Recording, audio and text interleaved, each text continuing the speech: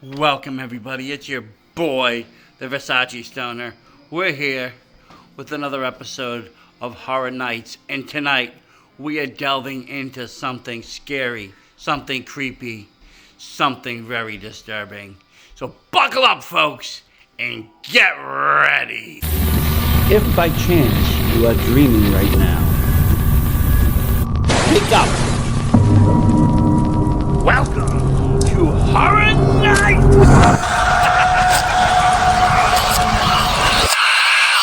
Welcome back to Horror Nights, the show where we celebrate the monsters, maniacs, and nightmares that keep horror fans up at night. Tonight's episode dives into a very specific type of terror.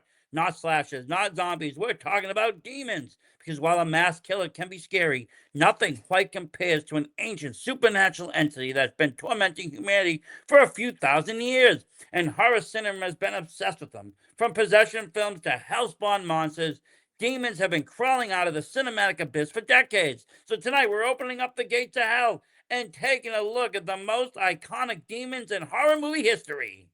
One, The Exorcist, the gold standard. If we talk about demon horror movies, there's one film that always comes up first. The Exorcist, released in 1973 and directed by William Friedkin. The demon in the film is Pazuzu, a Mesopotamian demon from ancient Assyrian mythology. Yes, that Pazuzu, the same one you've been researching for your own demon grimoire projects.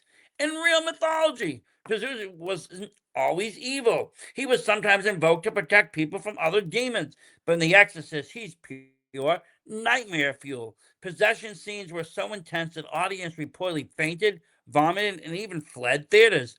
Some theaters actually handed out barf bags. Linda Blair's performance as Regan became legendary, and the film went on to become the first horror movie ever nominated for Best Picture at the Academy Awards. Not bad for a movie about a demon making a girl's head spin like a broken ceiling fan. Hellraiser, Demon from Another Dimension.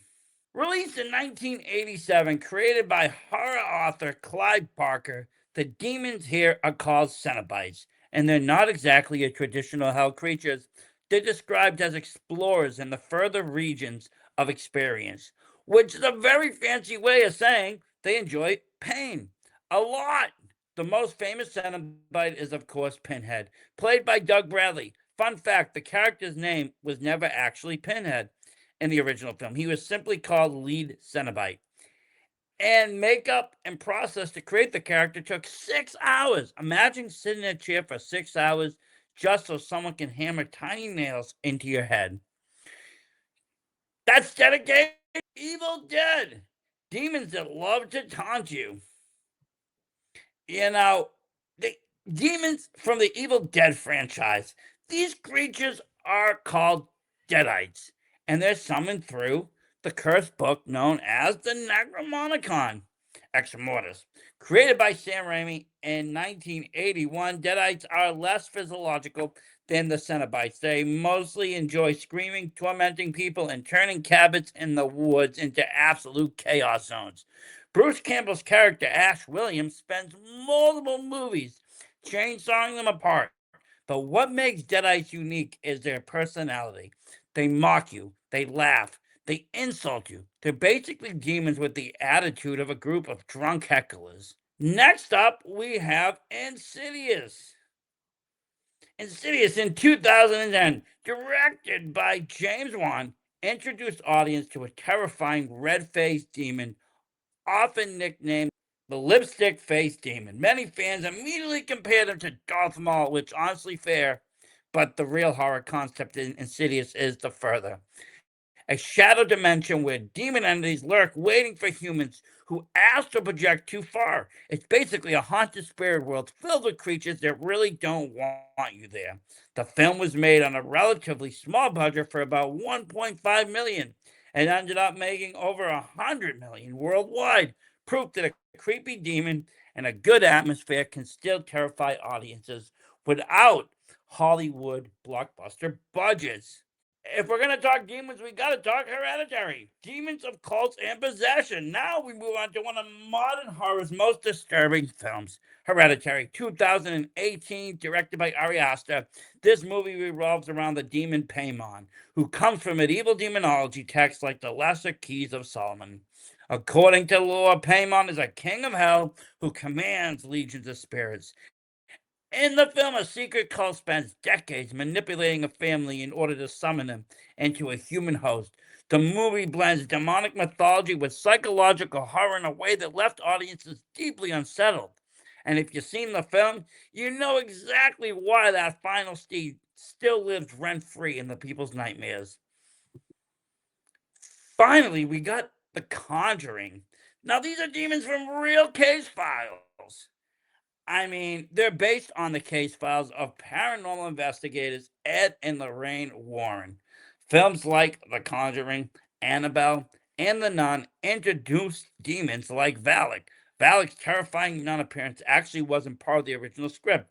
Director James Wan added it later because he thought the visual would be much creepier. He was absolutely correct. The image of the pale nun standing in the darkness became one of the most recognizable horror visuals of the 2010s. Why demons work so well in horror? Well, why are demons so effective in horror movies? Because unlike monsters, demons don't follow rules. They can possess you, manipulate reality, appear anywhere, and worst of all, they're ancient. These are entities that horror films often describe as being older than humanity itself. And when a movie suggests something ancient and evil has taken an interest in you, well, that's where the real fear begins.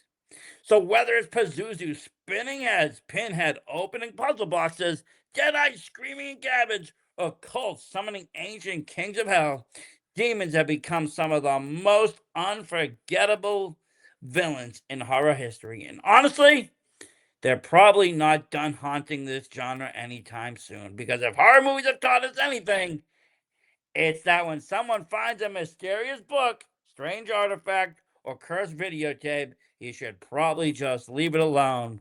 But if they did that, we wouldn't have horror movies. And where's the fun in that? Thank you, everybody, for watching Horror Nights. And remember, if something whispers your name from the darkness, maybe, just maybe, don't answer it.